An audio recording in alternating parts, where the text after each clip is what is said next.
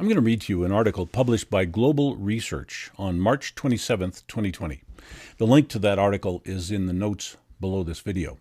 This article, posted by author Julian Rose, is basically a copy-paste of a presentation from a medical forum. The original presenter, identified as a widely respected professional scientist in the U.S., prefers to stay anonymous, because presenting any facts or information which may be contrary to official narratives can cause negative consequences for any medical professional who discloses that information. I have edited the article for clarity without changing its meaning or implications. And I quote, "I work in the healthcare field. Here's the problem. We are testing people for general coronavirus, but we are not testing for any specific strain, such as COVID-19. There are no reliable tests for any specific COVID-19 virus. There are no reliable agencies or media outlets for reporting numbers of actual COVID-19 virus cases. This needs to be addressed first and foremost. Every action and reaction to COVID-19 is based on totally flawed data, and we simply cannot make accurate assessments. That is why you're hearing that most people with COVID-19 are showing nothing more than cold or flu-like symptoms. That's because most coronavirus strains are nothing more than cold or flu-like symptoms.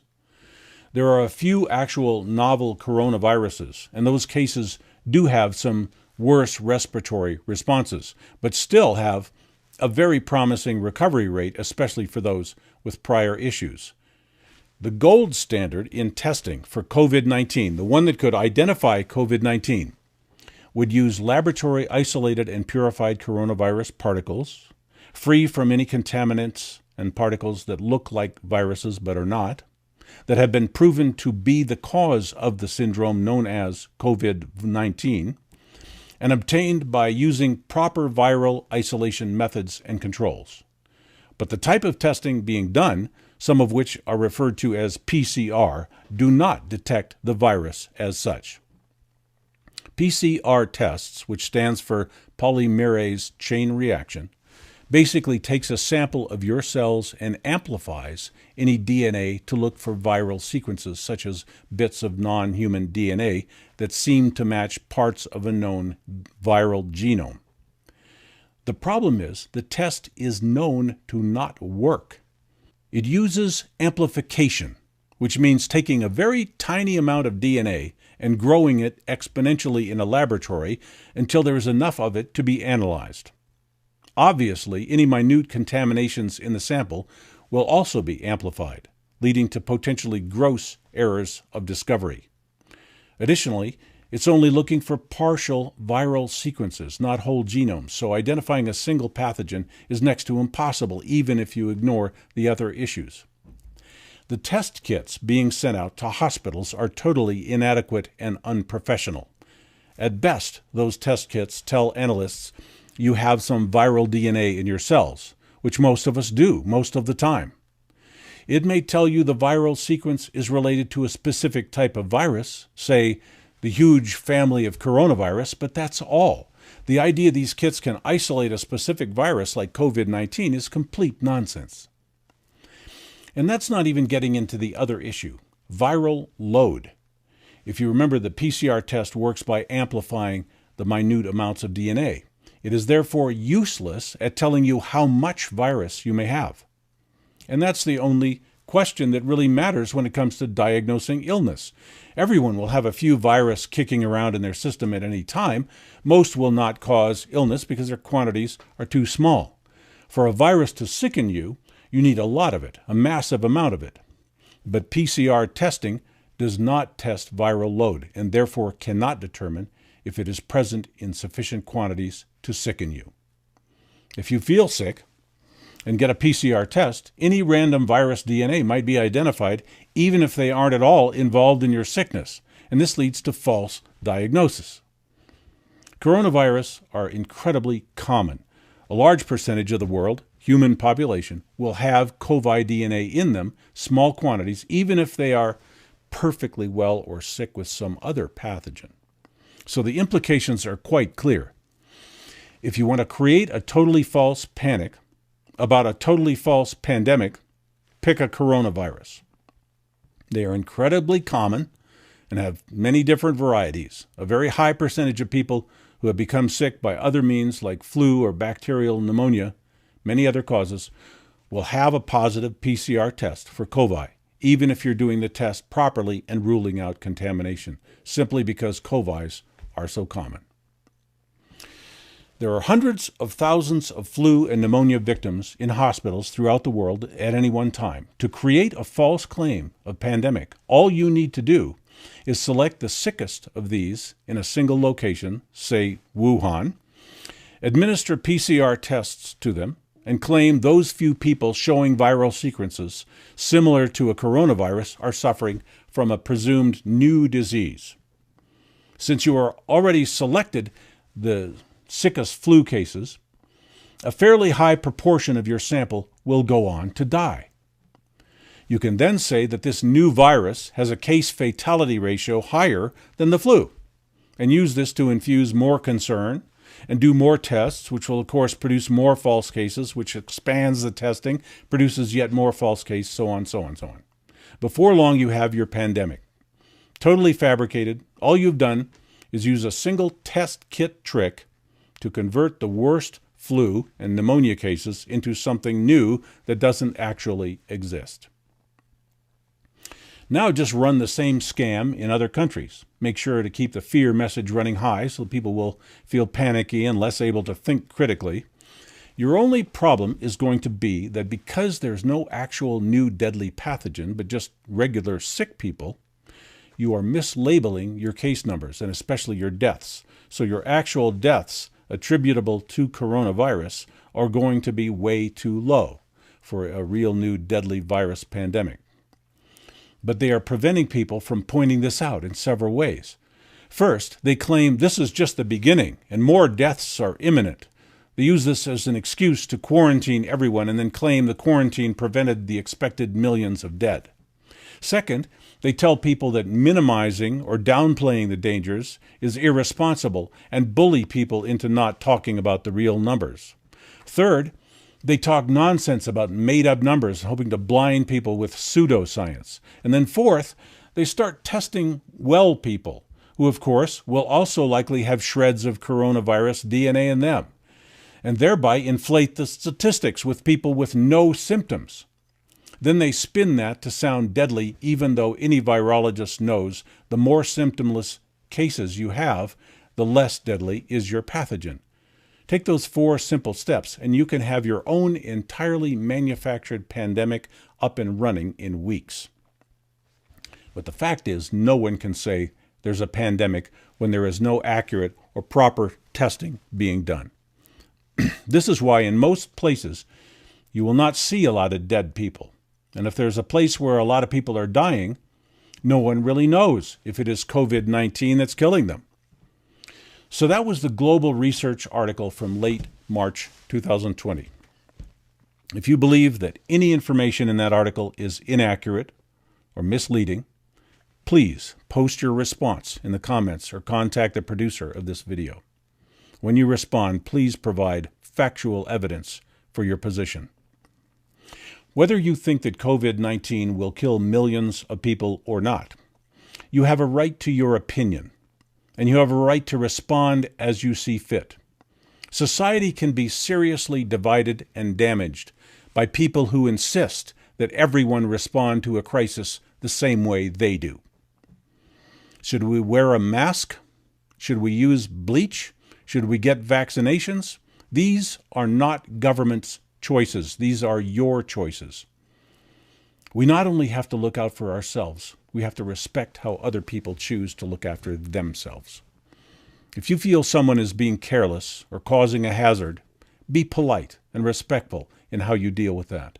If you think people are overreacting, be polite and respectful in how you deal with that. When we are fighting among ourselves, we simply invite the state to intervene with force, violence, and control, and that is something no one needs. I'm going to speculate as to why all of the media and our political leaders are whipping up hysteria over this idea of global pandemic. Our central banks and our governments have created a financial crisis by using unbacked, debt-based fiat currency, unlimited government borrowing, and impossibly escalating levels of taxation to service all the debt. We are very near now the end of our monetary cycle, where debt can no longer be sustained. Currencies everywhere are being overprinted and nearing collapse. Equity markets are irreparably overvalued, and our currency systems must undergo a major reset. As they desperately issue helicopter money for bailouts and giveaways, the currency will sharply inflate, and trillions of dollars of monetary value will simply disappear for most of us, as those who control currency will collect that wealth. In this process, many people worldwide will suffer losses, poverty, disruption, and sacrifice. Most people are not aware that this disaster was predictable and inevitable. Bankers and elite officials do know what is coming, and they know that people will see that they are to blame for this disaster unless they can come up with a scapegoat.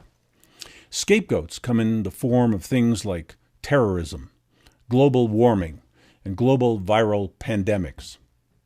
Manufacturing or exploiting some global threat not only allows blame for the economic disaster to be diverted from central banks and government officials, but also gives an excuse to impose authoritarian public policies so that riots and civil unrest can be harshly dealt with by state-sponsored violence and force.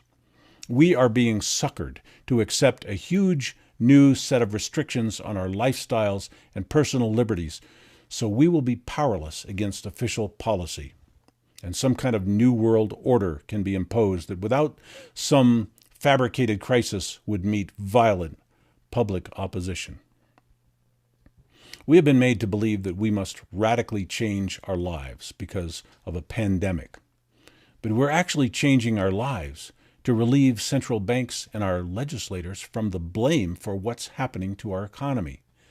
We have seen major stock market crashes. We have seen years of near zero interest rates. We are seeing public debt now multiplying by trillions of dollars per year. Just as central bank and government insiders have expected, our corrupt global economic and currency systems are unraveling. We now see that not only is public debt unsustainable, but even corporate and private debt are at levels where that debt can never be paid off. It's a mathematical impossibility. The cause of the collapse, the depression, the austerity, poverty, and social disorder is not a COVID-19 pandemic. The cause of the economic collapse is worthless, unbacked, debt-based currency, bad economic policy, greed, and irresponsible conduct by government and central bankers, and their belief that they can plunder the world's workers and business owners decade after decade until everything crashes, then pass the blame off onto some unrelated calamity that they either create themselves or exploit to their benefit. In 1913, when the Federal Reserve was created, future economic disasters like we are seeing today were unavoidable. But you are being asked to blame a virus for this supposedly unexpected economic meltdown.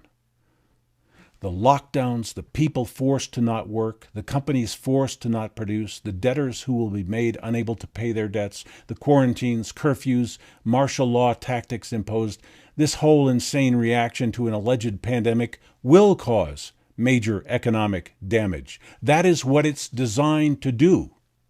So all economic failures and crises from now on can be blamed on a virus, not on the people who created the economic corruption in the first place. We do not need to beat a virus. We need to prevent another fake, unbacked currency from replacing the last one. We need to prevent debt and taxation from accruing to pay for exploding public debt and financial mismanagement. We need to demand that no one pledge our future labor to pay for their greedy indulgences. As we slather our living spaces with toxic sanitizing chemicals. As we give up our true social contacts and become even more addicted to our tracked and monitored electronic social media platforms. As we allow idiotic government policies to close our businesses and destroy our jobs, would this not be a good time to think for ourselves and consider whether we are being told the truth, whether we are being used and set up by liars and corrupt officials for their own benefit? Can we do anything to reclaim our lives, our prosperity and hope? Or will we simply believe whatever we are told and obey whatever we are told to do? Obedience and complacency can be good, or it can be a terrible mistake. Trusting media and politicians can be good, or it can be a terrible mistake. I would argue that trusting this pandemic hysteria and participating in economic suicide is a terrible mistake.